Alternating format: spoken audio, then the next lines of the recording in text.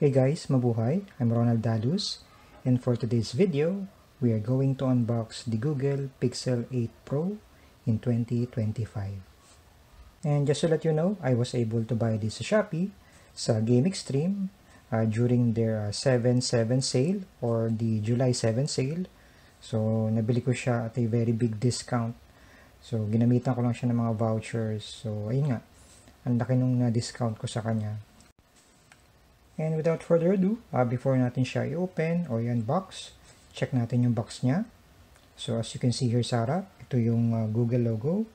So may nakalagay dyan na Pixel 8 Pro. And then ito yung picture ng likod ng Pixel 8 Pro. So color black yung meron tayo.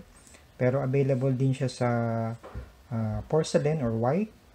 And then meron din siyang bay or yung blue. At saka yung mint or yung green. So, yung color na meron tayo is yung obsidian or yung black. So, check natin yung side. So, dito may nakalagay na Google. And then sa kabilang side, may nakalagay naman na Pixel 8 Pro.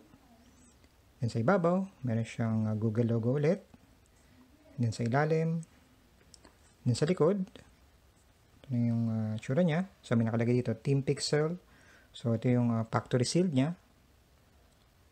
So, may mga information na nakalagay dyan. So, let's go ahead at open na natin siya. Upon opening the box, ang una natin makikita is yung Pixel 8 Pro device. So, check pa natin yung iba pang mga included dun sa package. Tabi mo natin to dito. So, as you can see, ito yung USB-C charging cable or yung data cable. Ito naman yung quick switch adapter. Then ito naman yung quick start guide or manual or in documentation. So alam ko nandito rin yung yung SIM ejector. So yan lang lahat ng mga included din sa package. So as you can see here, ito yung likod ng Pixel 8 Pro. So it has a matte glass. So hindi po siya glossy, no? So hindi siya fingerprint magnet, which is really nice. Ito yung Google na logo. So dito naman yung triple camera niya. It has a 50 megapixel main camera, 48 megapixel ultra wide, 48 megapixel telephoto lens with 5 times zoom. Then ito yung LED flash niya. And then dito meron siyang temperature na sensor or yung thermometer. So yan yung sa likod. Dito sa side, dito yung power button niya. So hindi lang masyadong makita dito sa video, pero dito yung power button. Dito yung volume control. Sa kabilang side, nandito yung lagayan ng SIM card or yung SIM tray. And sa ilalim, nandito yung USB-C charging port, speaker grill, and microphone. And then sa ibabaw, meron siyang maliit na butas dito I think that's for the microphone. And dito, nandito yung 5G antenna band niya dito sa ibabaw. Then sa harap, meron pa siyang nakalagay na paper na parang screen protector. So dito daw yung fingerprint sensor, power button, kagaya ng sinabi ko kanina, volume control, SIM tray, USB-C. So, itong Pixel 8 Pro, it has a 6.7 inches Super Actua display according to Google. So, after doing the initial setup, ito na yung magiging itsura niya. And then, in-update ko na rin siya sa pinaka-latest na Android version, which is Android 16. And before we continue, check din natin yung build quality nitong Pixel 8 Pro. So as you can see here sa harap, ito yung screen niya. This is protected by Corning Gorilla Glass Victus. Same dito din sa likod. And then yung pinaka-frame niya is aluminum glossy finish. So it would have been nice, no? Kung matte na lang yung ginamit nila para hindi siya fingerprint magnet. So, ito yung pinaka-camera bar niya sa likod. So, medyo mataba siya ng konti. So, yan siya. And then sa harap, balik tayo. So, nandito naman yung 10.5 megapixel na front-facing camera. And just to give you an overview ng user interface nitong Google Pixel 8 Pro. Swipe natin dito sa left. Nandito naman yung Google Feed News. And then, swipe down naman natin. Dito yung Quick Settings panel. Then pag swipe up, nandito yung app drawer. So ito yung mga pre-installed apps. So wala naman siyang mga bloatwares. So punta tayo sa settings. So ito yung tsura ng settings niya. Then pupunta tayo dito sa storage. So this phone has a 128 GB of internal storage. And then yung free na lang daw niya is 108 GB. So, punta tayo sa About Phone. Yan, Android version 16 siya. So, tap natin to.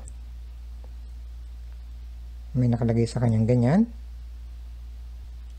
And then, pag gusto naman natin siyang i-customize yung home screen, so hold natin dito. Punta tayo sa Wallpaper and Style. So, sa lock screen tayo. So, maraming mga pagpipilian na lock screen na clock dito. And then, sa mga wallpapers naman, click natin itong more wallpapers. Dito may nakalagay na create wallpaper. So, ito yung mga AI wallpapers. So, these are AI generated na wallpapers. And then, dito, meron naman siyang emoji na wallpapers. And then, ito yung mga pre-installed na default wallpapers. Marami din kayong pwedeng pagpilian dyan. Isa pa sa mga features nitong Pixel 8 Pro is meron siyang thermometer or temperature sensor. So, nandito siya nakalagay malapit sa camera. Sa ilalim ng LED flash. So, check natin yung thermometer app. Nakalagay sa kanya object temperature. So, pwede daw niyang measure yung temperature ng food, liquid, at cooking surfaces. So, try natin. So, default. So, try natin itong fabric. So, yan siya. So, ang nakalagay dyan is 29.4 yung mismong temperature daw ng fabric. Ngayon naman, check na natin yung camera or yung user interface ng camera. So, click natin to. Yung mga nakalagay dyan. So, meron siyang 0.5, 1x, 2x, tsaka 5 times zoom. So, yun, pag kinlik mo yun, nagzo-zoom in siya. And then, ito yung ultra-wide. And then, ito yung mga options sa photo. Meron siyang long exposure, action pan, portrait, night sight, panorama. And sa video naman, meron siyang blur, pan, slow motion, time-lapse. So, yun yung mga options niya. Ito tayo dito sa settings. So, ito yung mga nakalagay dyan. Kakinig natin yung more settings. So, marami pa siyang settings na pwede nating i-customize yung camera. So, dito meron siyang mga pro na camera settings dito. Yan, resolution, RAW, JPEG, lens selection. And sa general, yan pa yung mga iba't ibang options na meron tayo.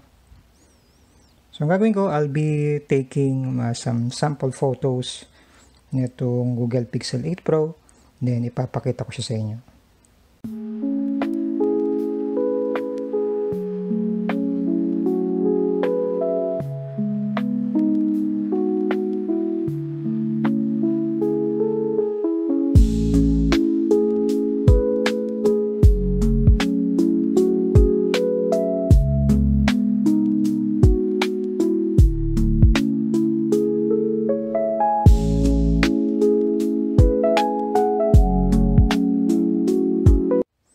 And then, if you're interested to buy this, leave ko na lang sa description below kung saan store ko siya nabili at kung magkano. Anyways, I hope you like this video. Thank you for watching. Stay safe and have a good one.